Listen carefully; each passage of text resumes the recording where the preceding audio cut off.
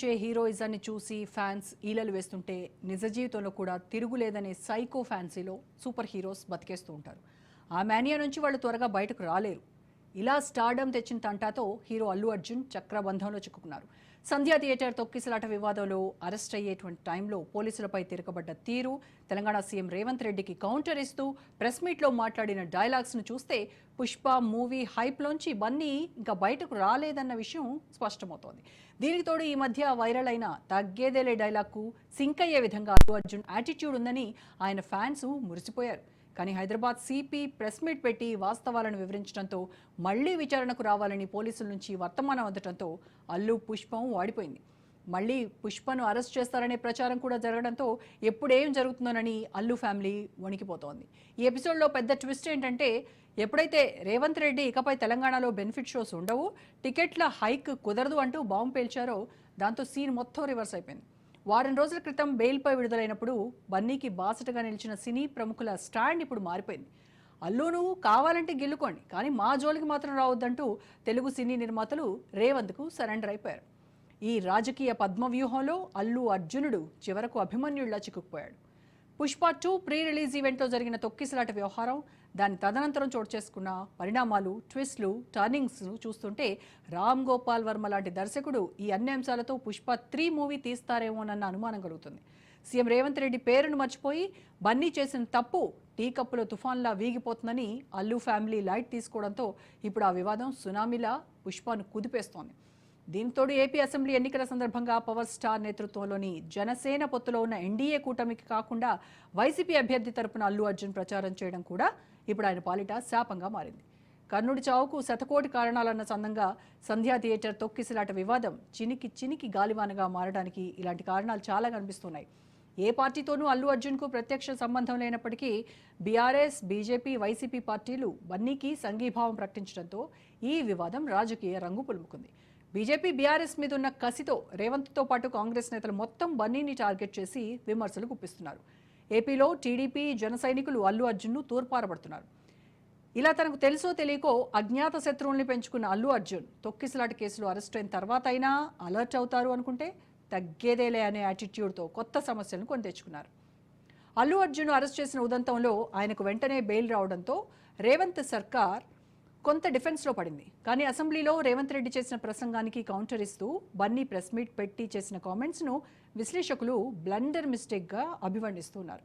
పోలీసులను ఉద్దేశించి అల్లు అర్జున్ చేసిన కామెంట్స్తో ఈ వ్యవహారం కొత్త మలుపు తిరిగింది. అప్పటి వరకు పుష్పాన్ని ఎలా ఇరికించాలా అని కాచు కూర్చున్న రేవంత్ ప్రభుత్వానికి ప్రెస్ మీట్లో చేసిన వ్యాఖ్యలతో కొత్త అస్త్రం దొరికినట్టయింది. దీంతో పోలీసులను రంగంలోకి దింపి పుష్ప కామెంట్స్కు కౌంటర్ ఇప్పించడంతో పాటు తగినటువంటి సాక్ష్యాధారాలతో బన్నీకి చుక్కలు చూపించాలని రేవంత్ డిసైడ్ అయ్యారు. పోలీస్ కమిషనర్ పెట్టిన ప్రెస్ మీట్ చూసిన వాళ్ళంతా అల్లు అర్జున్ అడ్డంగా బుక్ అయిపోయారని అభిప్రాయానికి వస్తున్నారు. అల్లు అర్జున్ తమపై తప్పుడు ఆరోపణలు చేసి బద్నాం చేయాలనుకున్నారని భావిస్తున్న పోలీసులు మళ్లీ విచారణ పేరుతో బన్నీని చిక్కడపల్లి పోలీస్ స్టేషన్కు పిలవడం కోసమెరుపు.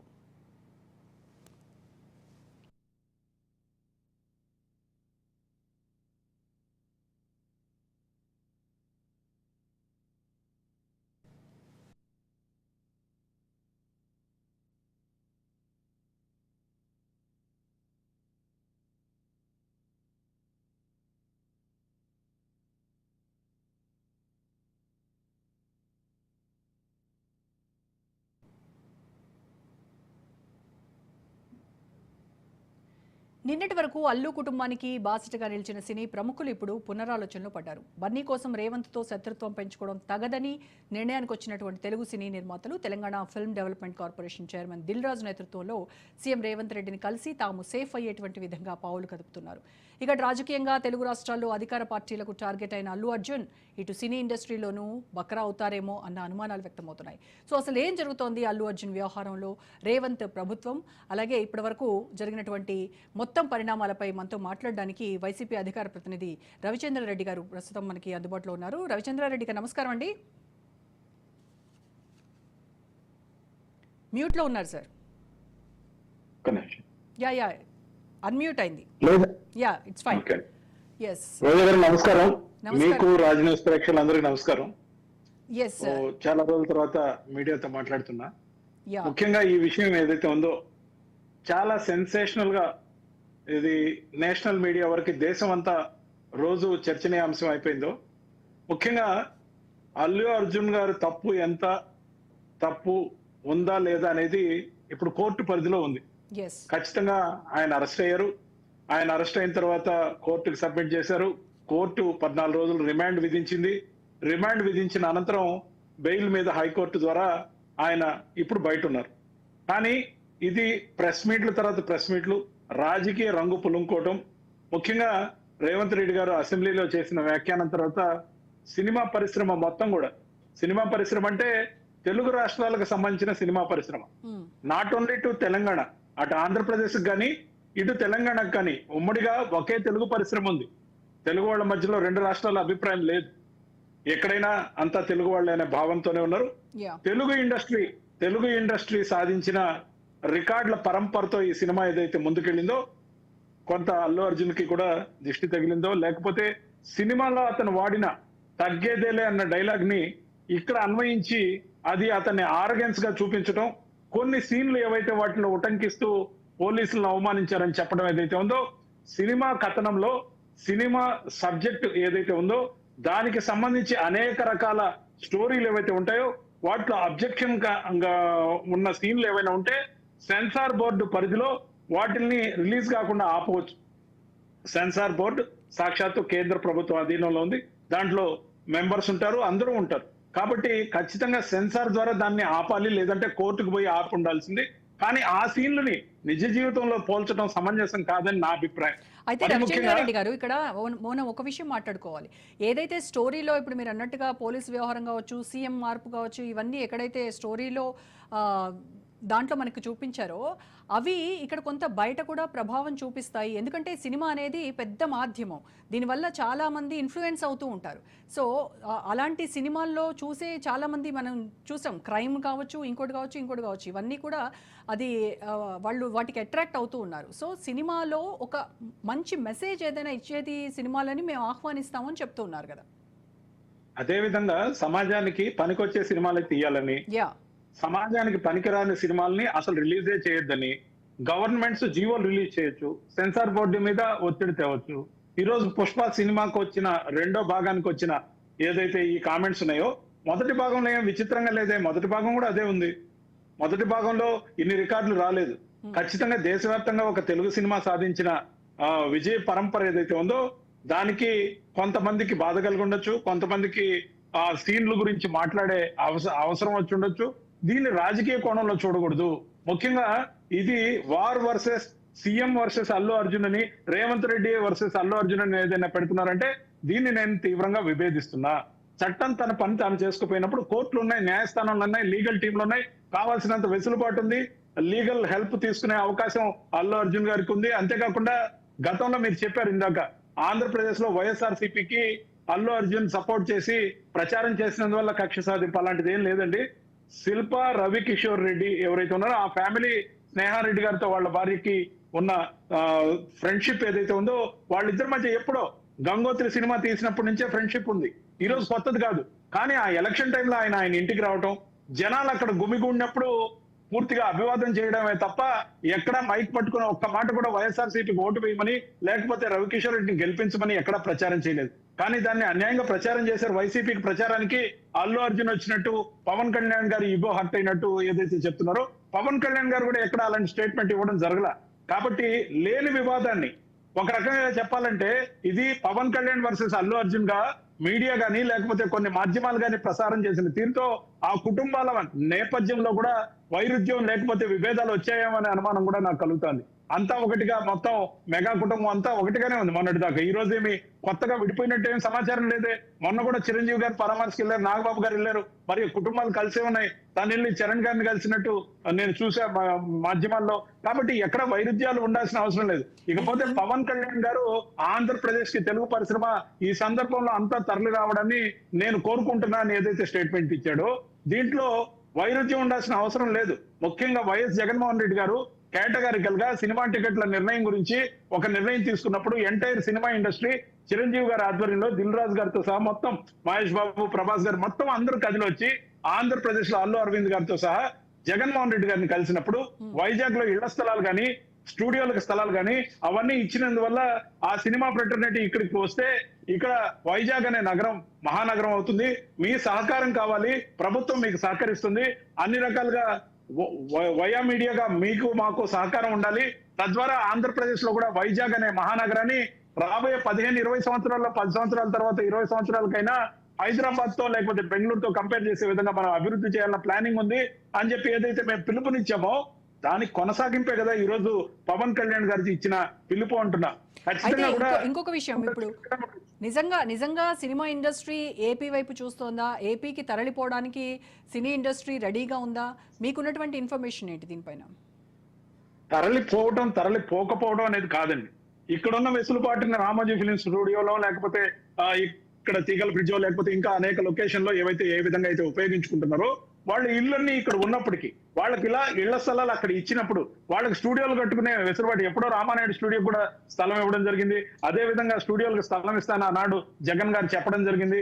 ఇప్పుడు ప్రభుత్వం కూడా బహుశా ఆ దశలో ఆలోచిస్తున్నట్టే ఉంది. ఖచ్చితంగా కూడా ఆంధ్రప్రదేశ్ లో కూడా ఉంటే ఒక మహానగర నిర్మాణం కోసం ముఖ్యంగా వైజాగ్ మహానగరాన్ని అద్భుతంగా సీషోర్ ఉంది, అక్కడ పరిసరాలు అట్లు రాజమండ్రి కానీ ఈ ఈస్ట్ గోదావరి కానీ భీమిలి కానీ అనేక షూటింగ్ లొకేషన్స్ లో షూటింగ్లు అయితే జరుగుతున్నాయి. కానీ వీళ్ళు అక్కడ ఇక్కడ కూడా ఇళ్లు ఏర్పాటు చేసుకునేందుకు వెసులుబాటుగా స్థలాలు ఇస్తా అన్న అప్పటి ప్రభుత్వం అయిన వైఎస్ జగన్మోహన్ రెడ్డి గారి ప్రభుత్వం ఇచ్చిన దాన్ని అందిపుచ్చుకొని ఉండవలసింది. ఒక మనిషికి 2 సిటీస్ లో ఇళ్లు ఉండకూడదని ఏం లేదు కదా. వెసులుబాటు వస్తున్నప్పుడు అక్కడ కూడా మన వంతు కాంట్రిబ్యూషన్ ఇవ్వాలి. ముఖ్యంగా వైఎస్ జగన్మోహన్ రెడ్డి గారు చెప్పింది ఏంటంటే ఇక్కడున్న సినిమా హాల్స్ కానీ ఇక్కడున్న పరిధి కానీ ఇక్కడ నుంచి వచ్చే రెవెన్యూ కానీ ఎక్కువైనప్పుడు మీ వంతు సహకారం టికెట్ల రేట్ల విషయంలో నేను మీకు సహకరిస్తా, అనేక అంశాల్లో మనం మాట్లాడుకుందాం, మీకు వెసులుబాటుని ఇస్తానని ఆంధ్రప్రదేశ్ కి ఆహ్వానించిన పరిణామం ఏదైతే ఉందో దాన్ని అందిపుచ్చుకోవాల్సింది. ఈ రోజైనా అందిపుచ్చుకుంటే తప్పేం లేదు. ఇచ్చిన సంకేతం ఏదైతే ఉందో ఈ వివాదం తొందరగా సర్దుపడిపోవాలని ముఖ్యంగా ఈ అంశం రాజకీయ ప్రభావితం చూపకూడదని ఏదైతే బీఆర్ఎస్ లేదా బీజేపీ లేదా వైఎస్ఆర్సీపీ సపోర్ట్ కంటే ముఖ్యంగా లీగల్ హెల్ప్ మాత్రమే అల్లు అర్జున్ గారికి అవసరం. ముఖ్యంగా తెలుగు మాధ్యమాల్లో మొత్తం ఈ వార్ వర్సెస్ రేవంత్ రెడ్డి గారు అండ్ అల్లు అర్జున్ గారు అని ఏదైతే చేస్తున్నారో దీన్ని ఆపాలని నేను కోరుకుంటున్నా. ముఖ్యంగా దీన్ని రాజకీయంగా మనం మీడియా ప్రభావితం చేయకూడదని నేను కోరుకున్నా. అదే విధంగా ఒక సూపర్ స్టార్ కి ఇంత అవమానం జరుగుతుందని అక్కడ నేషనల్ మీడియా దుమ్మెత్తి ఏదైతే పోస్తుందో ఈ అంశాలు ముఖ్యంగా ఇంత దూరం తీసుకుపోవాల్సిన అవసరం లేదని నేను అనుకుంటున్నా. మీడియా ముఖంగా ఒక విజ్ఞప్తి చేస్తున్నా. ఈ రోజున వైఎస్ఆర్సీపీ నుంచి అధికార ప్రతినిధిగా ఉన్న హైదరాబాద్ లో నివాసం ఉంటున్నా నాకు అనేక సమస్యలతో పాటు ముఖ్యంగా చిన్న సమస్య ఒకటి ఉంది. ప్రజలకి నిరంతరం సాయంత్రం అయితే దోమలు కుట్టి చంపుతున్నాయి. దోమలు కుట్టి చంపుతుంటే ఈ దోమల్ని నివారించడానికి గౌరవనీయులైన మేయర్ గారికి, హైదరాబాద్ మేయర్ గారికి మీ ముఖంగా రాజ్ న్యూస్ పరంగా ఒక ఇనిషియేటివ్ గా తీసుకుని ఒక సదుద్దేశంతో చేస్తున్న ఈ విజ్ఞప్తిని పరిగణలోకి తీసుకుని వెంటనే దోమల నిర్మూలనకి యుద్ధ ప్రాతిపదికన హైదరాబాద్ లో చర్యలు తీసుకోవాలి. ఇది ప్రతి సామాన్యుడి సమస్య, ప్రతి ఒక్కరి సమస్య. హైదరాబాద్ లో నివాసం ఉంటున్న చిన్న చిన్న కాలనీలు స్లమ్ ఏరియాలే కాదు, మహా నిర్మాణాలు ఉన్నవి లేకపోతే పోస్ట్ కాలనీలో సైతం పార్కుల్లో అయితే విచ్చలవిడిగా దోమలు ఏదైతే ఉన్నాయో వైరల్ జ్వరాలకు కారణం అవుతున్నాయి. ఈ దోమలు నిర్మించడానికి తక్షణం అసెంబ్లీలో కూడా మాట్లాడుంటే బాగుండేది. ఖచ్చితంగా దీని మీద చర్యలు తీసుకుంటారని నేనైతే కోరుకుంటున్నా.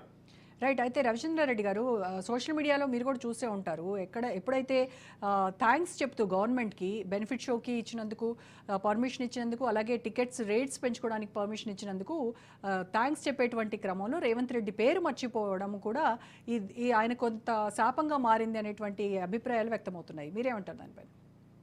ఒక సినిమా ప్రేక్షకుడుగా, సగటు సినిమా లవర్ గా నేను కోరుకునేది ఏంటంటే, గతంలో మనం చూసాం ఏదైనా ఒక సినిమా రిలీజ్ అయినప్పుడు హై బడ్జెట్ సినిమాలకి కొంత గొప్ప వెసులుబాటు ఇస్తే బాగుంటుందేమో. కానీ ఈ రోజున హైదరాబాద్ లో దాదాపు 500 రూపాయల దాకా ఇనిషియల్ గా 1 వీక్ ఏదైతే ఉందో ఆ టైంలో సినిమాలు నడుస్తున్నాయో ఇది ఎంతవరకు కరెక్టో నాకైతే అర్థం కాదు. ముఖ్యంగా నిర్మాతలకు మేలు చేసే కార్యక్రమం గతంలో లాగా లాంగ్ రన్ సినిమాలు 100 రోజులు 175 రోజులు ఆడే రోజులు కాదు కాబట్టి 3 వారాలకు పరిమితం అయినప్పుడు కొంత గొప్ప పెంచుకునే అవకాశం ఖచ్చితంగా ఇస్తే మంచిదే. కానీ ఎక్కువగా పెంచకపోవడంతో పాటు ప్రతి ఒక్క ప్రోడక్ట్ కి ఒక ఎంఆర్పి ఉంటుంది. ఆ ఎంఆర్పి అనేది ఖచ్చితంగా అక్కడ భార్య పిల్లలతో వెళ్లే కుటుంబానికి అనుకూలంగా ఉండే విధంగా ఆ క్యాంటీన్లలో అమ్మే ఒక ఏదైతే పాప్కార్న్ ఉందో లేకపోతే ఒక వాటర్ బాటిల్ సైతం ఈరోజు 70-80 రూపాయలు అమ్ముతున్నారంటే ఎందుకు ఎంఆర్పి యాక్ట్ అక్కడ అమలు కాదు? అక్కడ రెంట్ లేదన్న అధికారంలో అధికంగా ఉంటే ఆ థియేటర్స్ మేనేజ్మెంట్ ను కూడా కంట్రోల్లో పెట్టాల్సిన అవసరం ప్రభుత్వానికి ఉంది. థియేటర్లలో 177 రూపాయలకే టికెట్లు అమ్మితే ఆంధ్రప్రదేశ్ లో ఏమో 3 వారాలు ఆడే సినిమా 7 వారాలు 10 వారాలు ఆడితే అదే తెలంగాణలో 21 రోజుల్లో ఆ సినిమా కనిపించకుండా పోయే పరిస్థితి గతంలో మనం చూసాం. నేను అడిగింది రవిచంద్ర రెడ్డి గారు, నేను అడిగింది అది కాదు. ఎస్, టికెట్ల రేట్లు పెంచడం అనేది కరెక్ట్ కాదనేది అందరి ఉద్దేశమే. నేను అనేది అలాగే ఆ క్యాంటీన్ల గురించి కూడా మాట్లాడాలి మేడం. మీరు కూడా వెళ్తుంటారు, మూవీకి వెళ్తారు, అక్కడ పోతే పాప్కార్న్ 450 రూపాయలు ఏంటండి, 450 రూపాయలు పాప్కార్న్ ఏంటండి, 70-80 రూపాయలు వాటర్ బాటిల్ ఏంటండి. ఎంఆర్పీ యాక్ట్ అంతేంటి అక్కడ నిషేధించారా? ఖచ్చితంగా వాటిపైన నియంత్రణ అయితే ఉండాలి, 100% ఉండాలి. ఆ విధంగా తెలంగాణ ప్రభుత్వం కూడా చర్య తీసుకుంటుందని నేనైతే ఆశిస్తున్నా. నేను అనేది ఏంటంటే రేవంత్ రెడ్డి పేరు మర్చిపోయారు బన్నీ. అక్కడ జరిగినటువంటి ఆ కార్యక్రమంలో రేవంత్ రెడ్డి పేరుని తెలంగాణ సీఎం అనేసి ఆయన పేరు మర్చిపోయడం, అందుకు కూడా కొంత రేవంత్ రెడ్డికి కోపం రావడానికి కారణమైంది అనేది ఒక మామూలుగా వినపడుతోంది జనరల్ గా. ప్రతి విషయాన్ని మనం భూతద్దంలో చూడాల్సిన అవసరం లేదని నేను అనుకుంటున్నా. అతనుకున్న షూటింగ్ ఒత్తిడిలో కావచ్చు, అనేక సార్లు మ్యూజిక్ డైరెక్టర్ పేర్లు లేకపోతే డైరెక్టర్ పేర్లు కూడా మర్చిపోతారు. తెలంగాణ ప్రభుత్వానికి ధన్యవాదాలు చెప్తూ సీఎం గారి గురించి మాట్లాడినప్పుడు పేరు మర్చిపోయి ఉండొచ్చు. దాన్ని మనం భూతద్దంలో చూడాల్సిన అవసరం ఉండదు. దాన్నే కరెక్ట్ చేసుకున్న అవసరాన్ని కూడా, ఆ గ్యాప్ లో నీళ్లు తాగిన ఆ క్లిప్ ను కూడా నేను చూడడం జరిగింది. వేరే దురుద్దేశాలు దానికి ఆపాదించాల్సిన అవసరం లేదని అయితే నేను ఖచ్చితంగా భావిస్తున్నా. రైట్ అండి, thank you so much Ravichandra Reddy గారు. Thank you. రైట్, ఇది ఇవాల్టి special debate. Stay tune to Raj news.